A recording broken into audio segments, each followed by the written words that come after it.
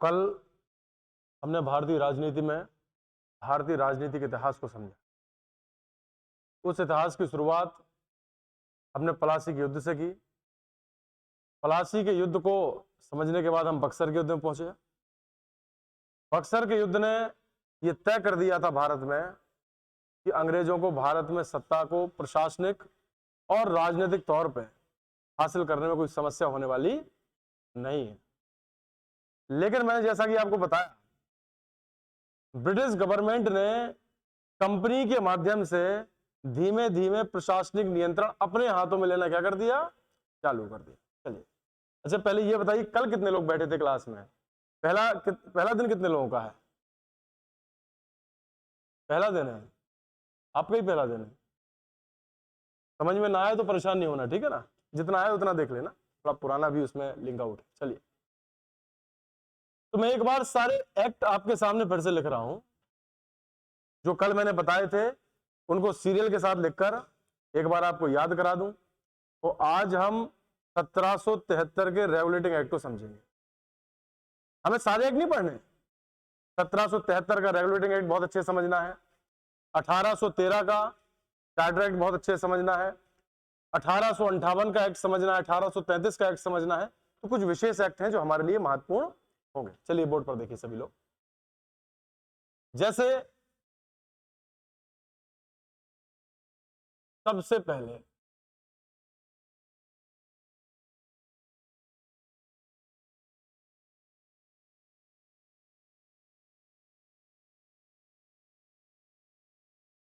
Regulating act, Hindi में भी लिख सकते हैं इसको, रेगुलेटिंग एक्ट। सबसे पहले रेगुलेटिंग एक्ट कब आया था? 1773। थोड़ा बोलना पड़ेगा, ठीक है? सभी लोग जुड़ते जाइए क्लास में एक दूसरे के साथ। आप बताइए मैडम, आप पीछे बैठी हुई हैं, इसके बाद कौन सा एक्ट आया था?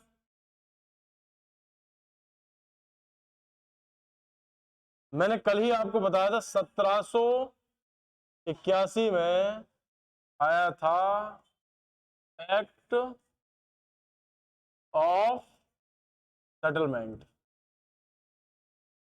Act of settlement. आज पहले हम सारे एक्ट देख लें, ठीक है ना? एक बार याद कर लें, दिमाग में हमारे बैठ जाएं, फिर एक एक की रूपरेखा को हम बहुत अच्छे से समझते चलें। दूसरा एक्ट है, उसके बाद मोस्ट इंपॉर्टेंट स्टार लगाकर लिखेंगे, पिट्स इंडिया एक्ट। कौन सा? Pitt's India act. ये आया था 1784। स्टार लगा, जिसमें स्टार लगा है वो हमारे लिए बहुत महत्वपूर्ण है। आपके जो वनडे एग्जामिनेशंस होते हैं उनमें डायरेक्टली एक्ट का नाम ही पूछ लेता है कि कब आए थे। इसके बाद क्या चालू हुए? कौन से एक्ट? चार्टर। अब इसके बाद तुरंत चालू हो जाएंगे। चार्टर से चालू हो रहा तो संख्या भी कितनी है इनकी? दोनों सभी एक्ट के बीच में अंतर कितने दिन का है? बहुत बढ़िया, 20 वर्षों का उनमें क्या है? अंतर देखने को मिले। राइटिंग तो मेरी समझ में आ जाती है ना आप लोगों को? पहला है first charter act,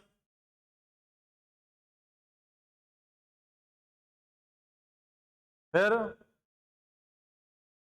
second dot dot dot कर दे रहा हूं मैं, ठीक है, थर्ड और फोर्थ चार्टर।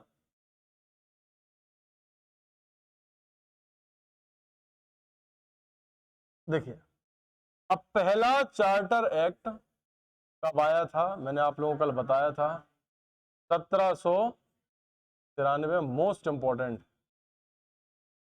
तो याद रखना। कब चालू हुआ था? कब शुरुआत?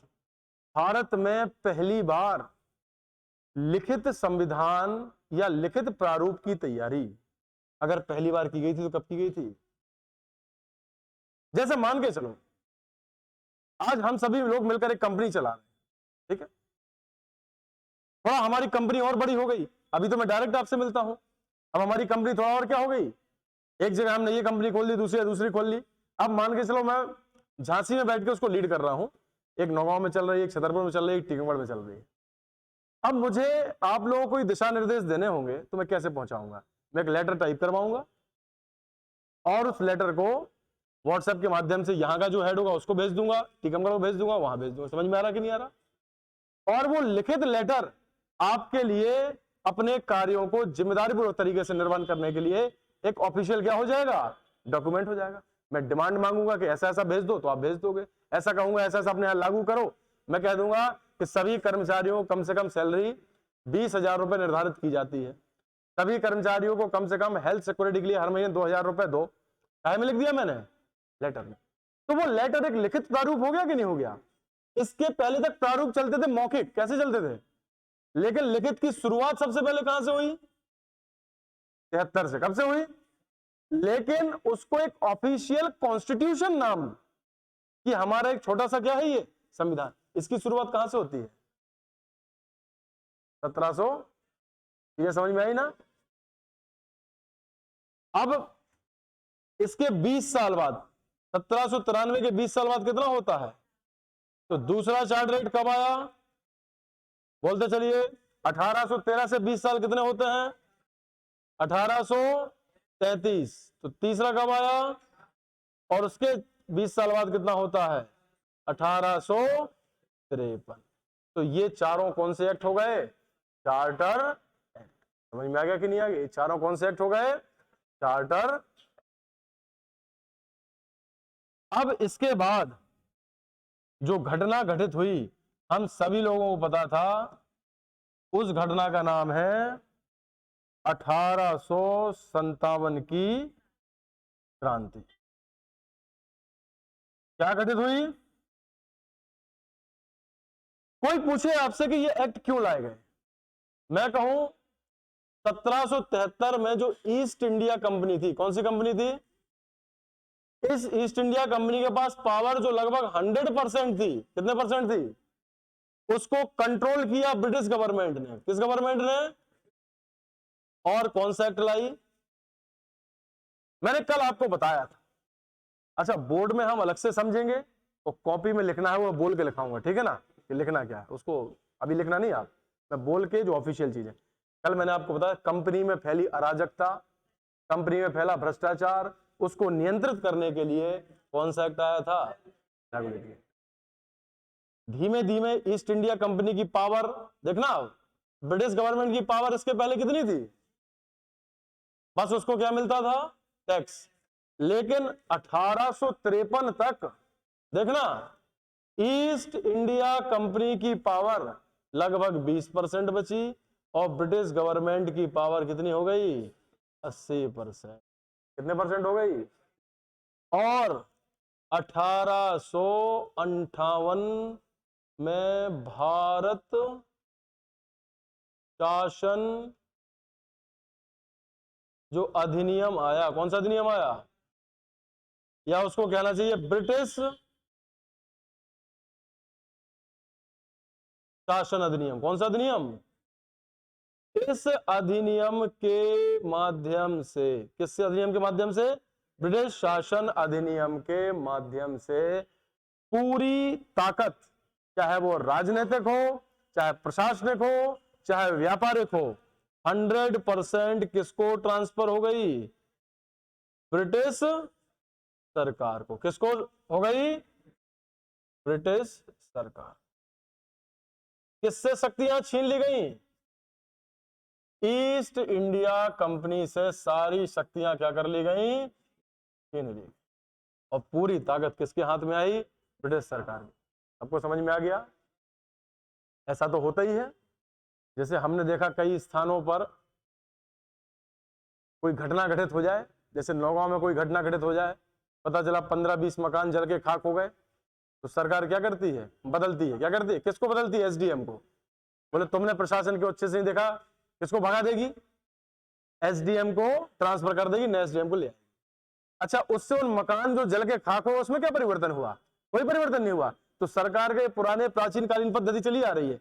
देश में कोई घटना घटित हुई, बोले रेलवे मिनिस्टर को बदल दो, रेलवे में कोई घटना होगी तो रेलवे को बदल दो, गृह में कोई घटना होगी तो बदलने से कुछ नहीं होता।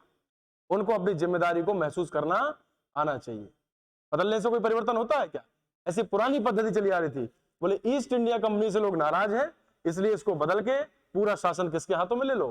ब्रिटिश शासन ने अपने हाथों में ले लिया। सभी को समझ में आया कि नहीं आया? ये कल लिखा था क्या आप लोगों ने? लिखा था क्या? लिखिए इसको स्पीड से।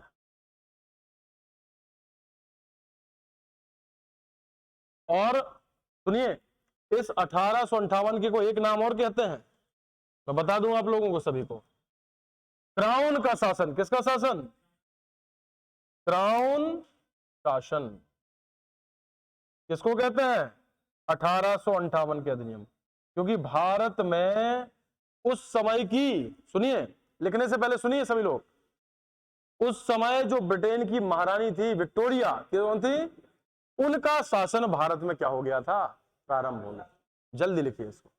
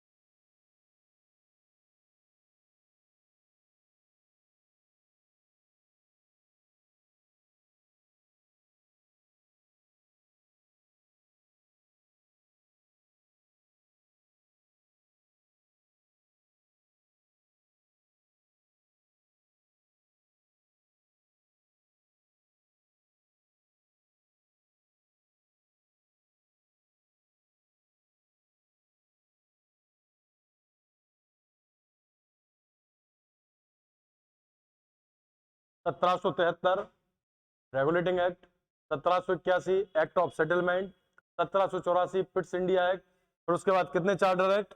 4। 1793, 1813, 1800, सभी में कितने वर्षों का अंतर है? 20 वर्षों का अंतर है। 1857 की क्रांति, उसके बाद 1858 में ब्रिटिश शासन अधिनियम, जिसको क्राउन शासन या ब्रिटिश भारत शासन अधिनियम लागू किया गया। ठीक है,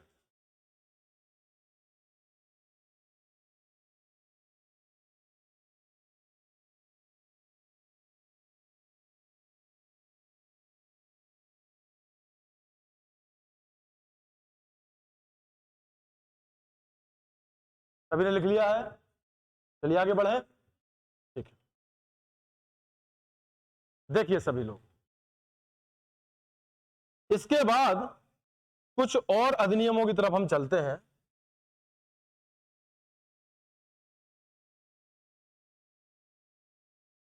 (1861) का अधिनियम। किसका अधिनियम आया? लिखना नहीं है, बोर्ड पर देखिए बच्चों सभी लोग। 1861, 1892, कौन सा? 1909, 1919,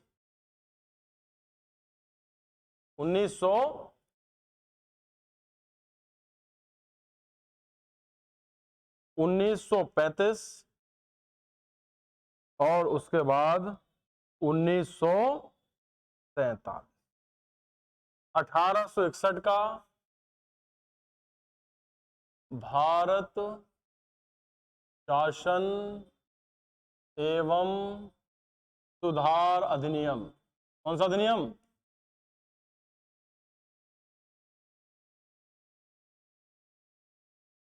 भारत शासन एवं सुधार। 1892 का भी भारत शासन एवं सुधार अधिनियम, बिल्कुल सेम जस्ट, ठीक है। 1909 को बोलते हैं मार्ले मिंटो सुधार, क्या बोलते हैं इसको। अब यहां पर जो मार्ले और मिंटो सुधार है, इसमें ये मार्ले मिंटो शब्द क्यों जोड़े गए, मैं बता रहा हूं। उस समय भारत में जो वायसराय था, जो वायसराय था, उसका नाम था लॉर्ड मिंटो। क्या नाम था। और उस समय जो भारत सचिव था, भारत सचिव, वो कौन था। जैसे किसी राज्य में एक मुख्यमंत्री होता है और एक चीफ सेक्रेटरी होता है, क्या होता है। अब कोई पूछे पढ़ लिख कर आप लोग कहां तक जा सकते हो, मुख्य सचिव तक। जैसे आप आईएएस बन गए, या मान के चलो आप एसडीएम बन गए, एसडीएम बनोगे, एसडीएम के बाद डीएम बनोगे, मतलब डिप्टी कलेक्टर, कलेक्टर, सचिव, अपर सचिव, मुख्य सचिव, समझ में ना, कैबिनेट सेक्रेटरी, ये लेवल के पद होते हैं। तो पढ़ लिखकर आप अधिकतम कहां तक पहुंच सकते हो, ये सबसे बड़ा पद होता है, इसको बोलते हैं चीफ सेक्रेटरी। क्या बोलते हैं, चीफ सेक्रेटरी। क्या, वो मैनेजिंग डायरेक्टर होता है, वो तो अलग है, वो तो किसी कंपनी में होता है। कहां होता है, नहीं मुख्य सचिव को नहीं, चीफ सेक्रेटरी क्या कहलाता है वो। जैसे अलग अलग टाइप के सेक्रेटरी होते हैं, कुछ कैबिनेट सेक्रेटरी होते हैं, कुछ स्टेट लेवल सेक्रेटरीज होते हैं, कुछ आपने देखे होंगे स्पेशल विभाग के सेक्रेटरी, ये शिक्षा विभाग का सचिव है, ये रक्षा विभाग का सचिव है, ये विदेश विभाग का सचिव है।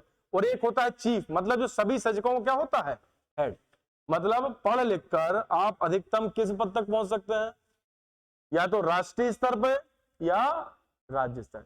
उस सचिव का आपने सबसे छोटा पद अपने गांवों में देखा होगा। कहां देखा होगा, गांव में एक सरपंच होता है और साथ में क्या होता है, सचिव। वो दोनों मिलके काम करते हैं ना।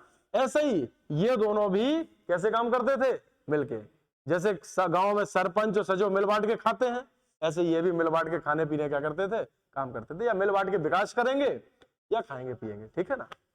ऐसा सच कह रहा हूं मैं, गलत कह रहा हूं। गांव में ऐसा करते हैं सरपंच और सचिव के नहीं करते हैं, ठीक है। तो मार्ले कौन थे, भारत सचिव, और मिंटो कौन थे, वाइस। चलिए, मैं गलत कहूं तो मुझे करेक्ट कर देना, ठीक है ना। 19 को बोलते हैं मॉन्टेग्यू, क्या बोलते हैं, मॉन्टेग्यू चेम्सफोर्ड, मॉन्टेग्यू चेम्सफोर्ड सुधार, मॉन्टेग्यू चेम्सफोर्ड। इसमें मॉन्टेग्यू कौन हो गया, बोलिए आप लोग, मॉन्टेग्यू क्या हो गया।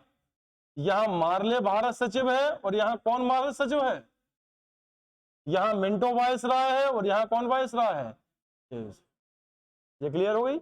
यहां लॉर्ड चेम्सफोर्ड वायसराय को इंगित कर रहा है और मॉन्टेग्यू किसको इंगित कर रहा है, यहां मार्ले किसको इंगित कर रहा है और मिंटो किसको इंगित कर रहा है। ये क्लियर हो रही है। आगे अब आता है 1935। 1935 का भारत शासन अधिनियम। अच्छा, एक चीज बहुत महत्वपूर्ण याद रखना, इस अधिनियम को लघु संविधान भी कहते हैं। क्या कहते हैं, लघु संविधान। ब्लू कलर दिख नहीं रहा है क्या आप लोग, अच्छे से समझ में आ रहा है। 1935 का जो भारत शासन अधिनियम था, इसको क्या कहते हैं, लघु संविधान। क्यों, क्योंकि इस अधिनियम से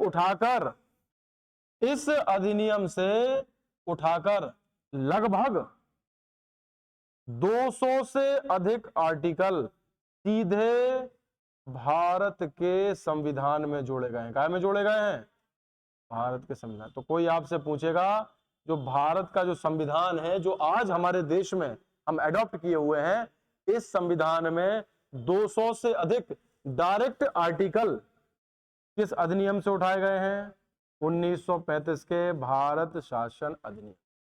इन सभी को समझ में आ रही है, और you are getting my point.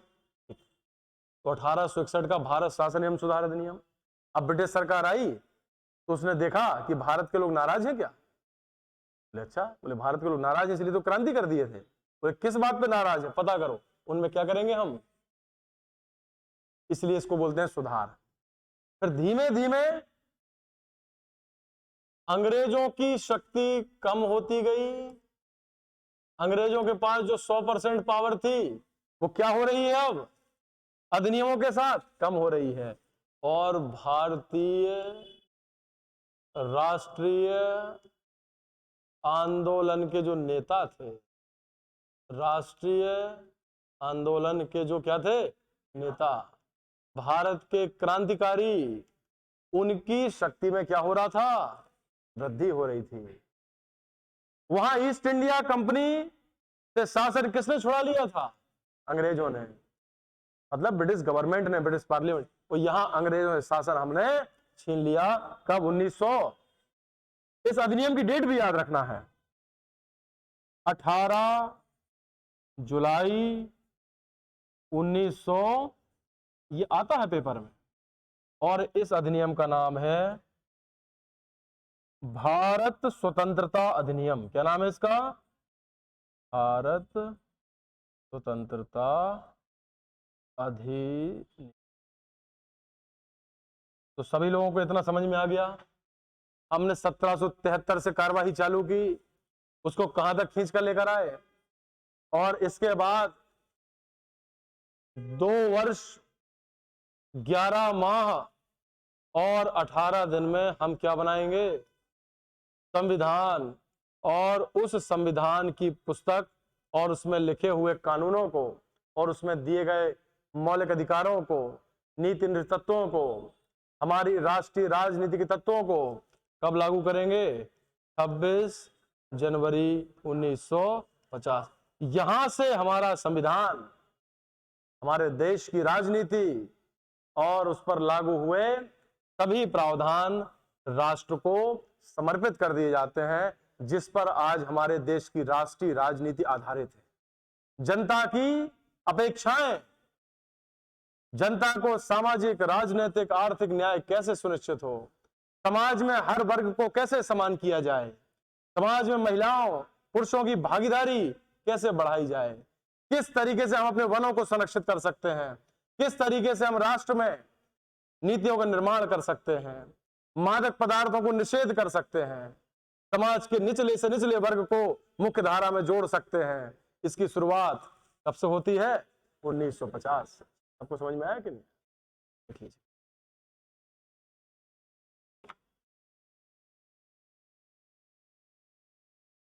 सभी लोग इसको नोट कर लीजिएगा।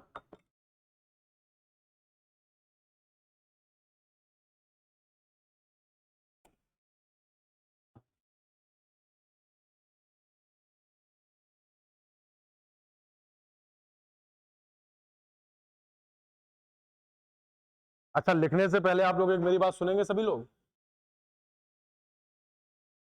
जैसे आप लोग इतनी मेहनत कर रहे हैं, यहां तक आते हैं इस कड़ाके की ठंड में, पढ़ते लिखते हैं, तो एक बात मेरी स्वीकार कर लीजिएगा, ये जो डेली आपको 1 घंटे आके मैं जीएस पढ़ाता हूं, इस दवाई का डोज दिन में 2 बार लेना है। कितने बार लेना है? एक बार क्लास में सुन लिया, मैंने रिवीजन करा दिया, एक बार रात को सोने से पहले इसको पढ़ लेना है, अपनी कॉपी को क्या कर लेना है, एक बार सुबह उठकर, सुबह जैसे ही आप उठे, नित्य आदि कर्मों से मुक्त हुए, एक बार आपको फिर से पढ़ लेना है, और फिर सीधा क्लास में आना। ये नहीं क्लास के पहले आगे हम पढ़ लें तो सर हमसे जैसे ही पूछेंगे तो हम होशियार बन जाएंगे, ये नहीं करना है आपको। तो इसको डेली पढ़ना है। रूटीन समझ गए कि समझ गए? पहले दिन पढ़ने में समय लगेगा, दूसरे दिन पढ़ने में समय रिड्यूस हो जाएगा। तो रिवीजन पर विशेष बल देना, ठीक है? चलिए।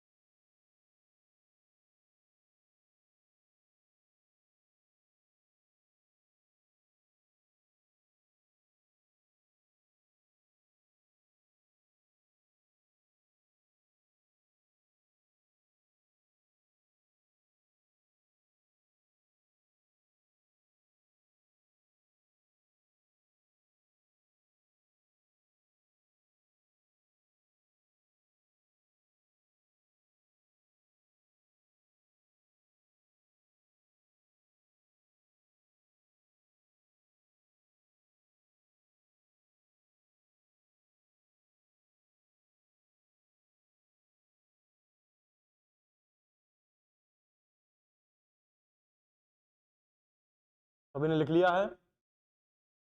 एक बार मैं आपके सामने इसको दोहरा देता हूं। 1861 का भारत शासन एवं सुधार अधिनियम, 1892 का भारत शासन एवं सुधार अधिनियम, 1909 का मार्ले मिंटो सुधार, 1919 का मॉन्टेग्यू चेम्सफोर्ड सुधार, 1935 का भारत शासन अधिनियम जिसे लघु संविधान या स्मॉल कॉन्स्टिट्यूशन भी कहते हैं। 200 से अधिक आर्टिकल एज इट इज हमारे संविधान में से लिए गए थे। 1947 का भारत स्वतंत्रता अधिनियम जो 18 जुलाई 1947 को आया था।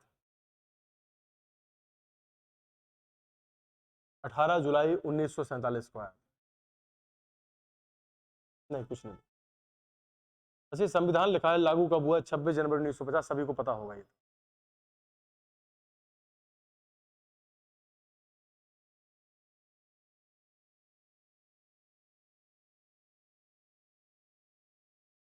चले आगे बढ़े, लिख लिया है?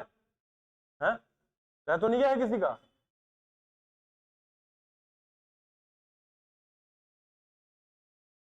अब हमको पढ़ना क्या क्या है, देखिए एक बार फिर मैं आता हूं रेगुलेटिंग एक्ट। क्या क्या पढ़ना है भारतीय राजनीति में?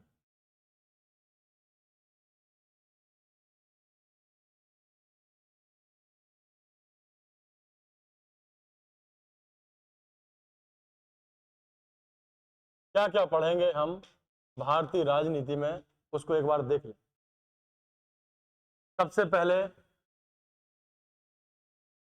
भारतीय राजनीति का इतिहास, भारतीय राजनीति का इतिहास जो हमने अभी तक देखा 1773 से लेकर कहां तक? 1900, ये इतिहास हो गया। दूसरा,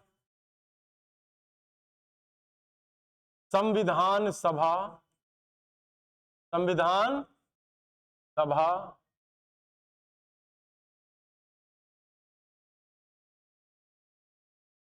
संविधान का निर्माण, संविधान का निर्माण एवं संवैधानिक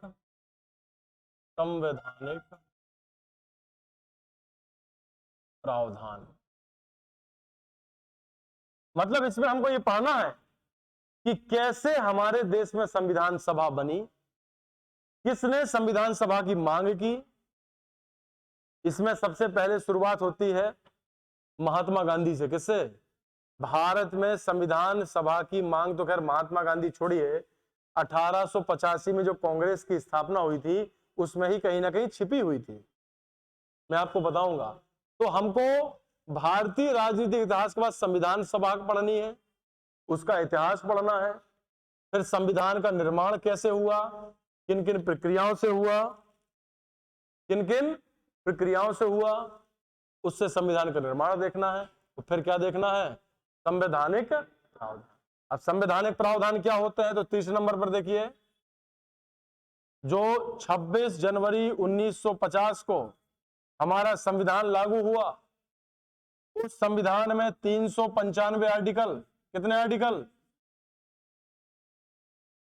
उस संविधान के 22 भाग, कितने भाग? और उस संविधान की 8 अनुसूचियां, कितनी अनुसूचियां? कोई आपसे पूछे आज वर्तमान में इनकी संख्या कितनी है? 12, 22 की जगह कितने हैं? 25, और आर्टिकल लगभग 454। किसने? कई कई जगह 464 भी देखने को मिलता है, लेकिन डोंट बी कंफ्यूज्ड, आर्टिकल आज भी कितने हैं? उनमें कोई बदलाव नहीं हुआ, भाग आज भी कितने हैं, बस बदली तो है रियल में कौन? जो 8 से कितनी हुई है। मैं आपको बताऊंगा कि कैसे ये 22 से 25 हुए हैं, लेकिन वास्तविक रूप में कितने हैं? 22 ही। ये कितने हैं? 395 ही। बस अंतर किसमें आया है? अनुसूचियों में जरूर वाकई अंतर आया है, तो इसको थोड़ा हमको क्लियर करके रखना है। ये 8 से कितनी हो गई है? 12, ठीक है ना? इसके बाद हमको पढ़ना है संविधान संशोधन। क्या पढ़ने हैं? सीधी बात है, समय के साथ व्यक्ति को अपने ऊपर अपने आप में संशोधन जरूर करना चाहिए। आप मुझे बताइए, क्या जो 1000 साल पहले भारत था, क्या आज भारत वही है? लोगों में बदलाव आया है कि नहीं आया है? बदलाव ही विकास का आयाम है कि नहीं है? समय के साथ हमको लोगों की और समाज की जरूरतों के हिसाब से बदलाव लाना पड़ता है। पहले हमारे समाज में ऋग्वैदिक काल में, किस काल में, महिलाओं को बहुत सम्मान मिलता। घर की अगर कोई मुखिया होती तो महिला होती थी। किस काल में? ऋग्वैदिक काल। उसके पहले में जाऊं सिंधु घाटी सभ्यता में, किस सभ्यता में? नदी को मां कह के पुकारा जाता था। सिंधु को क्या कहते थे हम? सिंधु को मां। बहुत बड़ी पदवी होती थी। मात्र सत्तात्मक समाज होता था। कैसा समाज होता था? सत्ता किसके हाथों में होती थी? माता के हाथ। लेकिन आगे चल के पुरुषवादी मानसिकता ने और उस पुरुषवादी सोच ने इतना बुरी तरीके से समाज को नीचे गिराने का काम किया कि महिलाओं को 2000 साल तक अपने सम्मान को प्राप्त करने में समय लग गया।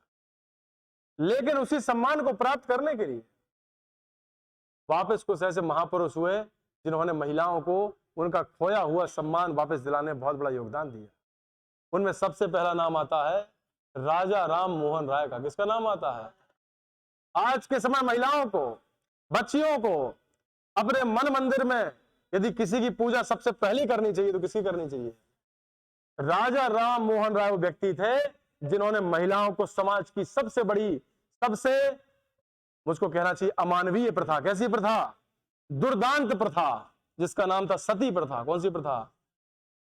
उसके पति का निधन हो जाता था तो उसको जिंदा जला दिया जाता था। तो अगर वो उठने का प्रयास करते तो गांव के लोग उसको डंडे से दबा दबा कर जबरदस्ती जला देते थे। उस प्रथा को समाप्त करने का काम किसने किया? राजा राम मोहन राय ने किया। हमें इनको धन्यवाद देना चाहिए और जीवन का इनको आधार बनाना चाहिए। महिलाओं को तो कम से कम बनाना ही चाहिए। दूसरा नाम यहां सामने आता है राजा राम मोहन राय के बाद, उनका नाम है स्वामी दयानंद सरस्वती। क्या नाम है? जिन्होंने बच्चियों को उनकी शिक्षा और ऋग्वैदिक परंपरा को हमको अनुसरण करने के लिए बताया। हमसे कहा वेदों की ओर लौटो। किसकी ओर लौटो? कि वेदों में महिलाओं को यज्ञोपवीत पहनने का भी अधिकार है। यज्ञोपवीत का मतलब जनेऊ, उपनयन। हमारे समाज में एक दुर्प्रथा चलती थी, बोली महिलाएं अशुद्ध रहती हैं, ये रहती हैं, वो रहती हैं। ये कुप्रथाएं थी, महा स्तर की रूढ़िवादी व्यवस्थाएं थी। इनको समापन करने का काम कौन करते हैं? दयानंद सरस्वती। और महिलाओं को भी जनेऊ संस्कार, उपनयन संस्कार की बात करने की बात करते हैं, यज्ञोपवीत की बात करते हैं। उसके बाद यदि हमको किसी का सम्मान करना चाहिए, सावित्रीबाई फुले। किसका नाम? सावित्रीबाई फुले ज्योतिबा फुले की पत्नी थी। किसकी पत्नी थी? जिन्होंने सत्य शोधक समाज की स्थापना की है। गुलामगिरी नाम की एक पुस्तक भी लिखी है। जो सावित्रीबाई फुले थी, सावित्रीबाई फुले भारत की पहली महिला शिक्षिका हैं, पहली महिला टीचर हैं। उन्होंने छोटी छोटी बच्चियों को शिक्षा के लिए अनूठे प्रयास किए। बालिका आवासीय विश्वविद्यालय खोले, स्वयं जाकर बच्चियों को पढ़ाने जाती थी। जब वो पढ़ाने जाती थी तो पुरुषवादी मानसिकता वाला समाज उनके ऊपर कीचड़ उछालता था। 2 साड़ियां लेके जाती थी, एक साड़ी में कीचड़ उड़ जाता था तो दूसरी साड़ी बदल कर बच्चों को पढ़ाकर वापस आ जाती थी। ऐसा महान काम करने वाली कौन थी? सावित्रीबाई फुले। तीसरा नाम यदि यहां किसी का सामने आता है, महादेव गोविंद रानाडे। किसका नाम सामने आता है? इनको महाराष्ट्र का सुकरात कहा जाता है। क्या कहा जाता है? इन्हीं महादेव गोविंद रानाडे ने बाल विधवाओं, किसको? और विधवाओं को पुनर्विवाह करने का भी क्या है? अधिकार है। इसके लिए लड़ाई किसने लड़ी? आप मुझे बताइए, पुराने जमाने में बाल विवाह प्रचलित था कि नहीं था? बाल विवाह प्रचलित था। 12-13 साल की बच्चियों का विवाह 30-30, 40-50, 60-60 साल के बच्चों के साथ कर दिया जाता था, पुरुषों के साथ। अब उनको तो मरना तय है। 18 साल की बच्ची विधवा हो गई, क्या उसका जीवन किसी प्रकार का नहीं है? मैं आपको एक छोटा सा प्रसंग सुनाना चाहता हूं। यह प्रसंग स्वामी विवेकानंद से जुड़ा हुआ है। स्वामी विवेकानंद ने सबसे पहले अपने जीवन में शिक्षा प्राप्त की। शिक्षा प्राप्त करने के बाद ईश्वर चंद्र विद्यासागर के यहाँ, किसके यहाँ? ईश्वर चंद्र विद्यासागर के यहाँ उन्होंने पढ़ाया, स्कूल में पढ़ाया, बच्चों को पढ़ाया, आप जैसे बच्चों से पढ़ते थे। उसके बाद उन्होंने आगे चलकर एक व्यक्ति का नाम आप सभी लोगों ने सुना होगा जिन्होंने ब्रह्म समाज को बहुत व्यापक स्तर पर फैलाया। नाम था केशव चंद्र सेन। क्या नाम था? उनसे ज्ञान प्राप्त करने का प्रयास किया, लेकिन संतुष्ट नहीं हुए। कौन संतुष्ट नहीं हुए? स्वामी विवेकानंद बोले नहीं, मैं संतुष्ट नहीं हूं। उन्होंने सांख्य दर्शन का ज्ञान दिया। कौन सा दर्शन ज्ञान दिया? लेकिन वो संतुष्ट नहीं हुए। उसके बाद वो गए दक्षिण भारत, जहां उनकी मुलाकात भारत के भारतीय वैदिक परंपरा का पालन करने वाले संत, उनका नाम था स्वामी रामकृष्ण परमहंस। क्या नाम था? उनसे मुलाकात होती है। किसकी? स्वामी और स्वामी विवेकानंद उनके पास हाथ जोड़ के खड़े होते हैं कि महाराज, मैं अपने जीवन में शिक्षा प्राप्त कर चुका, समाज में आ गया, अब बताइए मेरे जीवन का मार्गदर्शन करिए। मैं जीवन में क्या करूं जिससे मुझे अपने जीवन के वास्तविकत्व की अनुभूति हो कि मैं क्यों पैदा हुआ हूं, इसका मुझे उत्तर मिलना चाहिए। स्वामी रामकृष्ण परमहंस जी ने एक छोटी सी बात कही। विवेकानंद, क्या उस समय उनको विवेकानंद नहीं, उनका नाम नरेंद्र था। क्या नाम था? यदि तुम मुझे अपना दिल से गुरु मानते हो तो इस भारत की यात्रा पर निकल जाओ। संस्कृत में इसको बोलते हैं देशाटन। क्या बोलते हैं? हमको जीवन में एक बार देशाटन जरूर करना चाहिए। उससे हमको समाज की विभिन्न संस्कृतियों से हम परिचय होता है, समाज की विभिन्न सभ्यताओं के बारे में हम जानते हैं, वो अलग अलग शिक्षाओं को सीखने का काम कर सकते हैं। स्वामी विवेकानंद निकल गए। जब महाराष्ट्र पहुंचे तो महाराष्ट्र में सुबह लगभग 4:30 बजे का समय था। कितने बजे का समय था? 4:30 बजे सुबह स्वामी विवेकानंद चल रहे थे और एक छोटी सी बाल विधवा, जिसकी उम्र मुश्किल से 12 साल भी नहीं होगी, बेचारी, सिर के बाल उसके केशांत हो गए थे, केसों का अंत कर दिया गया था, और सफेद साड़ी में सिर से इतना पल्लू ओढ़े जंगल की तरफ जा रही थी। कहां जा रही थी? स्वामी विवेकानंद ने उससे पूछा, बेटा कहां जा रहे हैं? बोली मैं जंगल जा रही हूं। बोले क्यों?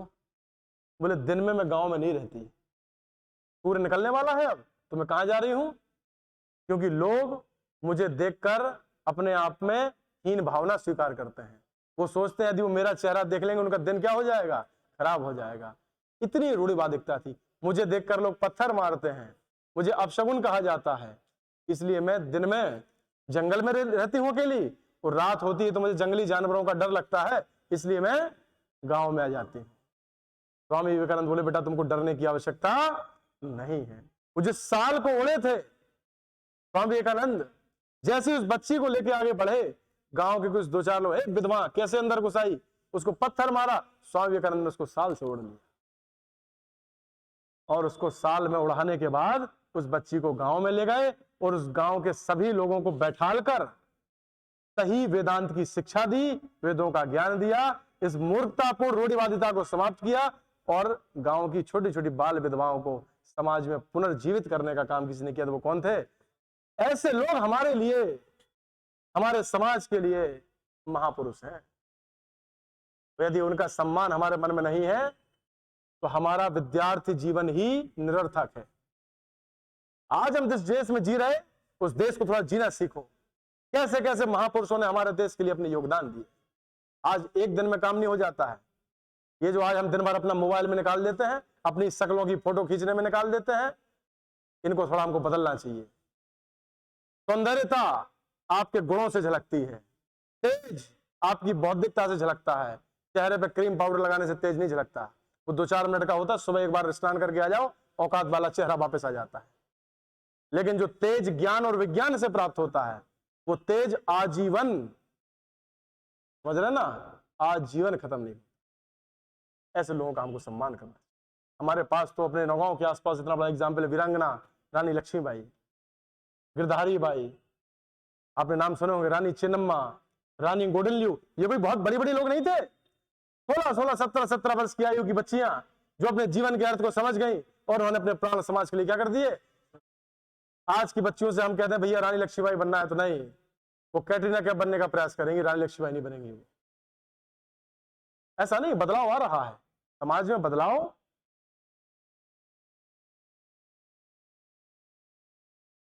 तो संविधान का निर्माण कुछ ऐसे 2-4 सामान्य लोगों ने नहीं किया, लगभग 300 ऐसे विद्वानों ने किया, जिनके बलबूते आज हमारे देश की दशा और दिशा राजनीति के माध्यम से तय हो रही है। ऐसे 300 से अधिक महापुरुषों का योगदान रहा जो किसका भाग थे? उन्हीं में से कुछ नाम, राजेंद्र प्रसाद, किनका नाम सामने आता है? डॉक्टर राजेंद्र प्रसाद हमारे सामने, डॉक्टर भीमराव अंबेडकर साहब ये हमारे सामने आते हैं। ये नाम, इन लोगों ने इस देश को बनाने में अपना सारा जीवन खपा दिया। समझ में आया ना? तब जाके आज हम सामाजिक सम्मान, नहीं तो हमारे अंदर वही भावना थी, बोले छुआछूत, तुम तुच्छ हम उच्च, काहे के तुच्छ उच्च, कुछ नहीं होता। तुच्छ और उच्च का आधार केवल एक ही है, शिक्षा। कौन सी? शिक्षा नहीं है तो तुच्छ हो, और शिक्षित हो तो क्या हो? भीमराव अंबेडकर ने अपना पूरा जीवन काहे में लगा दिया कि हमारे जो समाज में एक दलित समुदाय है उसका शैक्षणिक तत्व कैसा हो जाए, बढ़ जाए। क्योंकि हर व्यक्ति किसका अधिकारी है? शिक्षा का अधिकारी। फिर अब देखो, कमियां तो सब में होती हैं। धीमे धीमे समय बदला, अगर हम भी बदलेंगे तो हम समाज के हिसाब से चलेंगे। चलेंगे कि नहीं चलेंगे? आज क्या बताओ, दुकानों पे हम मोबाइल खरीदने जाते हैं तो कोई 1G मोबाइल मिलता है क्या? क्या 2G मोबाइल मिलता है क्या? आज तो किसकी समय आ गया, तो दुकानों को बदलाव लाना पड़ेगा, नहीं लाना पड़ेगा? जिन जिन ने बदलाव नहीं लाया वो आज समाज से खत्म हो गए। नोकिया जीता जागता उदाहरण है। कौन सा? एक समय नोकिया का मोबाइल सम्मान का मोबाइल होता, तो बोली ये बहुत पैसे वाला आदमी है, का मोबाइल रखे है। आज नोकिया समाज से कैसा हो गया? हट गया। मोबाइल मार्केट से क्या हो गया? क्योंकि उसने समय के साथ क्या नहीं लाया? बदलाव नहीं लाया। ब्लैकबेरी, कौन सा? जिसके पास उस समय ब्लैकबेरी मोबाइल होता था, कहते थे भैया बहुत हाई लेवल का प्रोफाइल का आदमी है। आज ब्लैकबेरी ने समय के साथ बदलाव नहीं लाया, वो क्या हो गया? ऐसे समय के साथ यदि बदलाव नहीं लाओगे तो आपकी भी समाज में आवश्यकताएं कैसी हो जाएंगी? समाप्त हो जाएंगी। जैसे ये बोर्ड है, हम लोग इतने लंबे समय से पढ़ा रहे हैं। पहले हम लोग कहाँ पढ़ाते थे? चौक वाले बोर्ड में, काहे में। फिर ये मार्कर वाले बोर्ड आए, आज कौन से आ गए? इनसे आप ही लोगों के लिए तो आसान हो रहा है। पहले हम बोर्ड में मिटा देते थे, अब मिटाने की जरूरत नहीं। हमको पीछे का दिखाना है, हमने ये दिखा दिया। हमको और आगे का दिखाना है, हमने ये दिखा दिया। हम लोगों को रिवीजन कराने में क्या होती है? आपको आसानी होती है। कम समय में ज्यादा से ज्यादा ज्ञान क्या कर पाते हैं? डिलीवर कर पाते हैं। उसका कारण केवल क्या है? ये व्यवस्था है। चीजें समझ में आ रही है? इसलिए हमको समय के साथ क्या करना पड़ेगा? तो क्या 1950 का संविधान आज भी हमारे काम का है क्या? बिल्कुल है, लेकिन उसमें जो आवश्यक परिवर्तन है उनको करना पड़ेगा।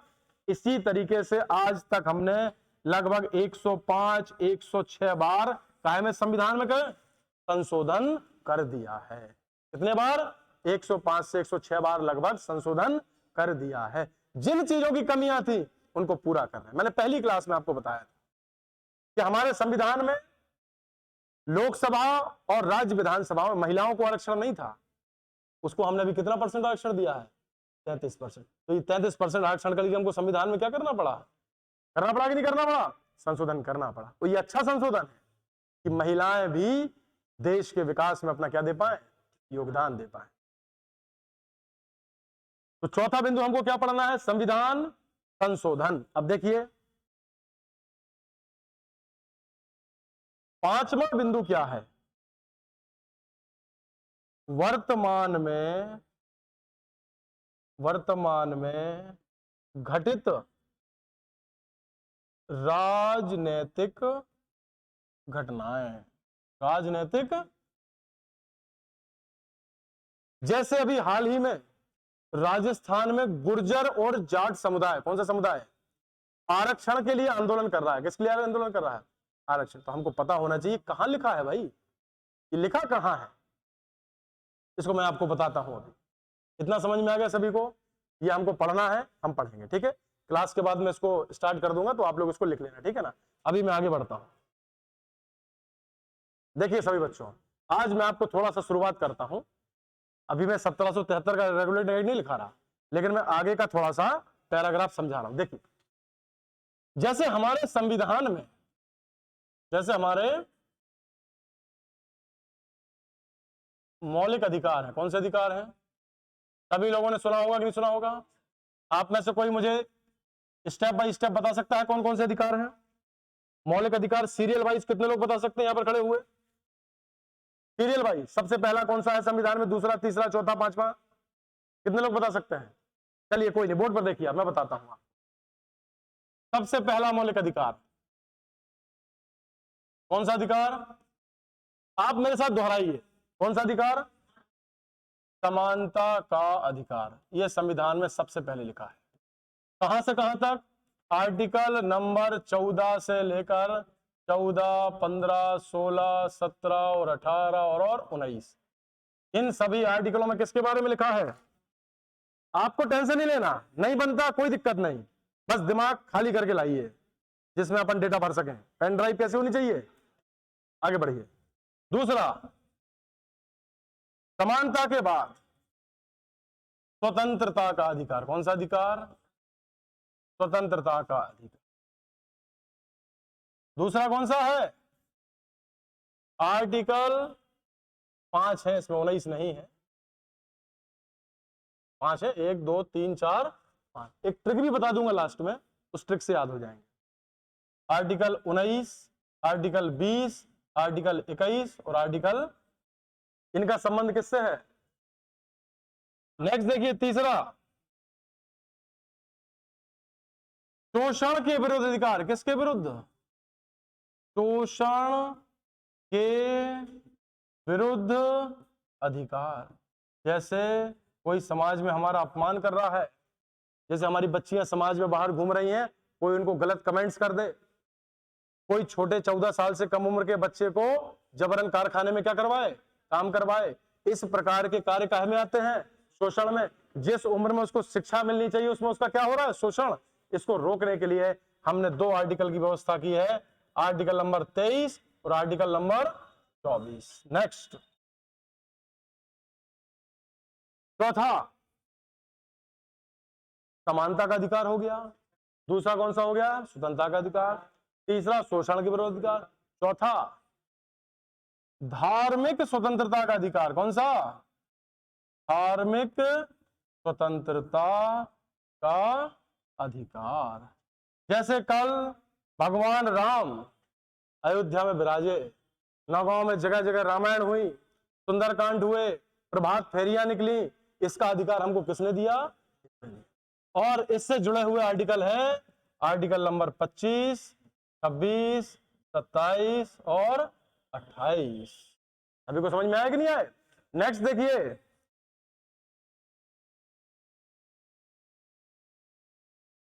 पांचवा, अभी तक पढ़े होंगे लेकिन लाइन से भूलते होंगे, अब आप आर्टिकल के माध्यम से याद रखने वाले, पढ़ने का थोड़ा तरीका बदलने वाले। पांचवा जो है, शिक्षा एवं संस्कृति का अधिकार। किसका अधिकार? कोई बच्चा कहता है सर जी कौन सी शिक्षा है? जो स्कूलों में कराई जाती है? जी नहीं, ये स्कूलों में कराई जा रही शिक्षा नहीं है, ये शिक्षा धार्मिक शिक्षा है। कौन सी शिक्षा है?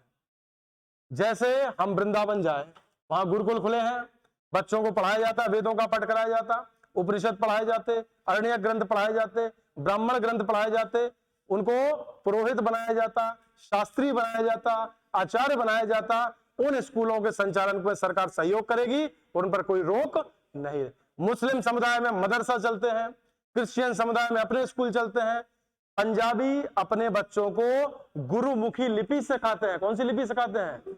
जिससे वो पंजाबी भाषा का अच्छे से क्या कर सके? पाठन। तो अपने अपने धर्म के लोग अपने अपने बच्चों को जो धार्मिक शिक्षाएं देना चाहते हैं उसको सरकार भी सहयोग करेगी और उनके संस्थानों का संचालन बराबर होगा, उसमें उनको अधिकार दिया गया। क्योंकि हम धर्मनिरपेक्ष राज्य हैं। कैसे राज्य? हम किसी धर्म को समर्थन नहीं करते, लेकिन सभी धर्मों का सम्मान, किसी विशेष धर्म को बढ़ावा नहीं देते, लेकिन सभी धर्मों का क्या करते हैं? ये संविधान कहता है। तो शिक्षा एवं संस्कृति अधिकार आर्टिकल नंबर 29 और किस में लिखा है? ठीक है ना। अब इसके लिए एक छोटी सी ट्रिक सुन लो बच्चों, अभी पूरे नहीं हो गए लेकिन फिर भी एक ट्रिक सुन लो। पुराने जमाने के नंबर नहीं होते थे, याद रख लो। बोलो 5 4 2 4 2, बोलो, दिमाग में याद हो गया? मतलब 5 आर्टिकलों का संबंध किससे है? 4 आर्टिकलों का संबंध किससे है? 2 आर्टिकलों का संबंध किससे है? 4 का संबंध किससे है? तो 2 का संबंध किससे है? ट्रिक याद हो जाएगी। 5 4 2 4 2। क्लियर है कि नहीं है? पहले नहीं होते थे ऐसे नंबर, छोटे छोटे नंबर होते, डायल करते थे वो ऐसे ऐसे गोल गोल वाले। 5 4 2 4। अब छठवां देखो, इसको सफेद से इसलिए लिख रहा हूं कि इसका सफेदीकरण हो गया है। सफेद अर्थात आत्मा का स्वरूप कैसा होता है? सफेद। ये संविधान से हट गया है, लेकिन एक समय था मूल संविधान में। संपत्ति का अधिकार, क्या का अधिकार? कौन सा अधिकार? इससे जुड़ा हुआ केवल एक ही आर्टिकल है, आर्टिकल नंबर 31। कौन सा? जो वर्तमान में क्या हो चुका है? जैसे मान के चलो, संपत्ति का अधिकार बहुत समस्या देने वाला अधिकार था। क्यों था? हमको सोचना पड़ेगा। जैसे मान के चलो हम यहां पढ़ रहे हैं, कल के दिन सरकार को लगा कि इस बस स्टैंड का विस्तार करना है। किसका विस्तार करना है? बसें कम आ रही हैं, यहीं पर विस्तार करना है। हमारे पास कौन सा अधिकार है? सरकार कह रही, हाथ जोड़ रही कि भैया ये मकान दे दो। हम कह रहे नहीं, ये तो हमारे बाप दादा पता नहीं कौन से परदादा का है, हम नहीं दे सकते। उनकी अस्थियां, उनके खून पसीने की कमाई इसमें लगी है, हम नहीं दे सकते। इसलिए सरकार विकास में पीछे रह जाती थी। सरकार ने कहा तुम्हारी ऐसी तैसी विकास हम खत्म करते हैं। संपत्ति का अधिकारी क्या कर दिया? अब तुम मानो या ना मानो, तुमको वो मकान तुमको देना पड़ेगा। उस सरकारी रेट पे जो उसका मुआवजा होगा वो तुम्हारे अकाउंट में क्या हो जाएगा? पहुंच जाएगा। या सरकार के साथ इतना अच्छा सामंजस्य हो जाए कि सरकार कह दे पैसा भी ले लो और किसी दूसरी जगह क्या दे दें? मकान भी दे दें, लेकिन ये जमीन तो हमको। लेकिन पहले इस अधिकार के कारण अपनी अपनी जमीनें नहीं दी। इससे देश में विकास क्या हो रहा था? कम हो रहा था। जनसंख्या बढ़ रही है तो सड़कों का चौड़ीकरण भी बढ़ना है, सड़कें बढ़ना है तो मकानों को तोड़ना भी आवश्यक है। तो जब तोड़ना आवश्यक है तो संपत्ति के अधिकार को मौलिक अधिकार से हटाकर वैधानिक अधिकार बनाया गया। कौन सा अधिकार? कौन सा अधिकार? कि हमसे, जैसे मेरी संपत्ति आप नहीं छीन सकते, लेकिन सरकार चाहे तो उस दिन हमसे क्या कर सकती है? लेकिन मेरी संपत्ति कोई दूसरा व्यक्ति छीन, इसलिए वैधानिक तो है, लेकिन कौन सा अधिकार नहीं है? मौलिक नहीं, संविधान में भी है, लेकिन कौन सा अधिकार नहीं है? क्योंकि मौलिक अधिकार छीने नहीं जा सकते। अब सातवां जो और आखिरी, तो ये बहुत महत्वपूर्ण में से एक है, जिसका नाम है संवैधानिक उपचारों का अधिकार। कौन सा? संवैधानिक उपचारों का अधिकार। इसको डॉक्टर BR अंबेडकर साहब ने आर्टिकल नंबर कौन सा? 32। कौन सा आर्टिकल? आर्टिकल नंबर 32 में स्पष्ट लिखा है कि संवैधानिक उपचारों का अधिकार, इसको डॉक्टर BR अंबेडकर साहब ने संविधान की आत्मा कहा है। क्या कहा है? ये कई बार पेपर में पूछा गया है कि संविधान की आत्मा किस को कहा है। तो वर्तमान में कितने मौलिक अधिकार है? मूल संविधान में कितने थे? कौन सा हट गया? किस आर्टिकल में लिखा था? लेकिन अब ये रेड से अर्थात कैसा हो गया है? अलग। सभी को समझ में आ गया कि नहीं? तो कुल कितने हैं? सीरीज से याद रखना, स्वतंत्रता, समानता, स्वतंत्रता, शोषण, धार्मिक, शिक्षा, संपत्ति। और ट्रिक 5 4 2। अब उसको नंबर को आगे क्यों नहीं बढ़ाया? क्योंकि सब में कितने कितने आर्टिकल हैं, तो हमको याद हो जाएगा 31 हट गया, नेक्स्ट कौन सा है? सभी को समझ में आया? अच्छा, एक चीज और पूछना चाह रहा हूं। संवैधानिक उपचारों के अधिकार में 5 प्रकार की रिटें होती हैं। कितनी होती हैं? कितने प्रकार की रिटें होती हैं? उनको भी एक ट्रिक के माध्यम से आज बता रहा हूं, बाद में लिखाऊंगा। हम पे शक, ट्रिक याद हो गई? हम पे, अंग्रेजी में है ये। H से हैबियस कॉर्पस, M से मैंडमस, P से प्रोहिबिशन, C से सर्टिवरी और Q से क्यो वारंटो। याद हो गए कि नहीं हो गए? अंग्रेजी जहां से आती है हमारे हृदय की धड़कन बढ़ जाती है। मुझे लग रहा बढ़ गई, आप बोलना बंद कर दिए। परेशान नहीं होना यार, मैं बैठा हूं। राजन जी महाराज एक बहुत अच्छी बात कहते हैं कि समाज में अगर कोई ऐसा आदमी बैठा हुआ है जो कह रहा है कि तुम चिंता नहीं करो, हम तुम्हारे पीछे हैं, तो तुम्हें चिंता करना ही नहीं है ना जी। तो चिंता नहीं करना, मैं बैठा हूं, आप निश्चिंत रहिए, आप सब सीखेंगे। तो हम पे हैबियस कॉर्पस, मैंडमस, प्रोहिबिशन, सर्टोररी और क्यो वारंटो। इनको हम बहुत अच्छे तरीके से आगे चल के समझेंगे। तो सबसे पहले आज सभी को बहुत बहुत धन्यवाद। आज हम इस क्लास को यहीं रोक रहे हैं।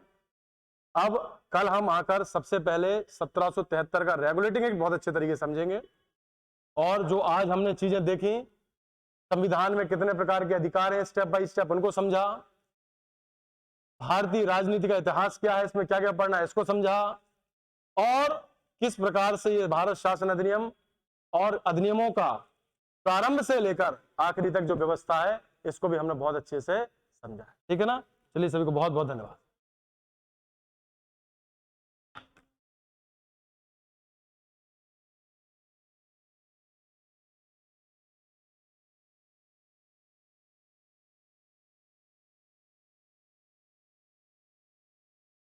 ऑफ कर दिया है क्या?